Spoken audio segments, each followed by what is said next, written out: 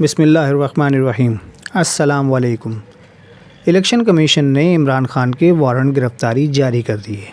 ان ناموں میں اسد عمر اور فواد چودھری کا نام بھی شامل۔ الیکشن کمیشن سب کچھ کر سکتا ہے،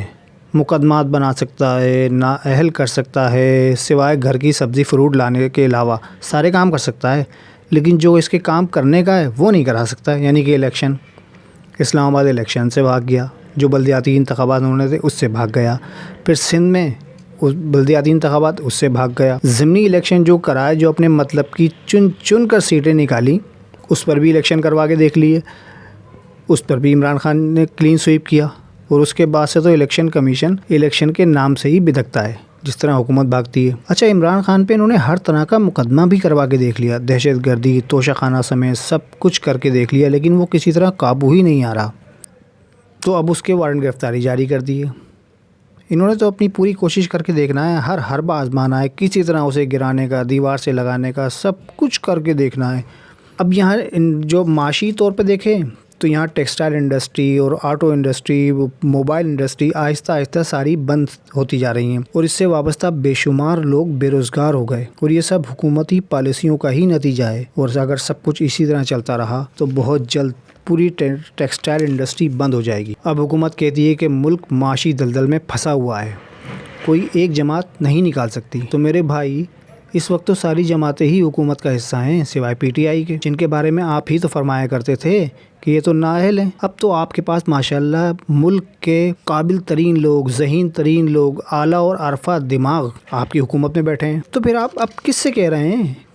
کہ مل کر بیٹھنا ہوگا؟ یہ تو وہی پرانے گھسے پٹے جملے ہیں جو ہم بچپن سے سنتے آ رہے ہیں۔ مثال اس وقت اس کھسیانی بلی کھمبا نوچے والے کی طرح ہے۔ عمران خان آپ کے گلے میں وہ ہڈی بن کر پھنس گیا ہے جسے نہ تو آپ اگل سکتے ہیں اور نہ ہی نگل سکتے ہیں۔ آپ معاشی معاملات ٹھیک بھی نہیں کر سکتے اور حکومت چھوڑ کر اپنا تماشا بھی نہیں لگوا سکتے،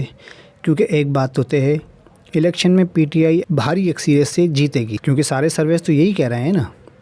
کہ انتہائی اکثریت سے بھی زیادہ سے جیتے گی۔ اور عمران خان جس دن حکومت میں آ گیا، اس کے بعد وہ جو آپ کے ساتھ کرے گا، اس کا تو سوچ کر بھی آپ کی روح کانپ اٹھتی ہے۔ مجھے تو لگتا ہے کہ زیادہ تر لوگ وہ ملک میں موجود ہی نہیں ہوں گے، بے شمار ان میں سیاستدان ملک سے ہی بھاگ جائیں گے۔ اچھا، تو آپ بات کرتے ہیں مانگنے والوں کی۔ دیکھیں، مانگنے والے دو طرح کے ہوتے ہیں، ایک ہوتے ہیں خاندانی مانگنے والے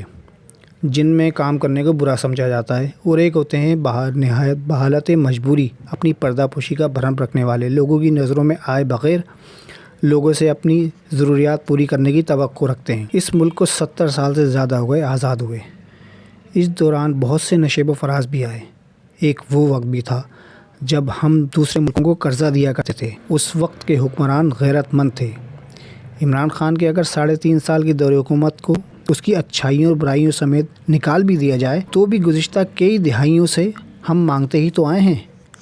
کیونکہ ہمارے سیاستدانوں کا تو کام ہی یہی ہے، اپنے پیروں پر تو کھڑا ہونا ہم برا سمجھتے ہیں۔ اگر ہماری حکومت مجبوری میں مانگتی تو کوئی بات نہ تھی، کیونکہ مجبوری میں تو بندہ مانگ ہی لیتا ہے، لیکن اس کو عادت نہیں بنایا جاتا۔ یہ تو انہوں نے عادت ہی بنا لی ہے، ہر سال سیلاب متاثرین کے نام پر اربوں روپے کی خیرات لیتے ہیں اور پھر اگلے سیلاب کا انتظار کرتے ہیں، لیکن سیلاب میں متاثر ہونے والے لوگوں کے لیے مستقل طور پر کچھ نہیں کرتے، کیونکہ اگر کچھ کر دیا تو پھر کس کے نام پر زکوٰۃ خیرات لیں گے، کیونکہ اگلے سیزن کی تیاری بھی تو کرنی ہوتی ہے۔ اچھا، اب ہمارے وزیر اعظم جنیوا میں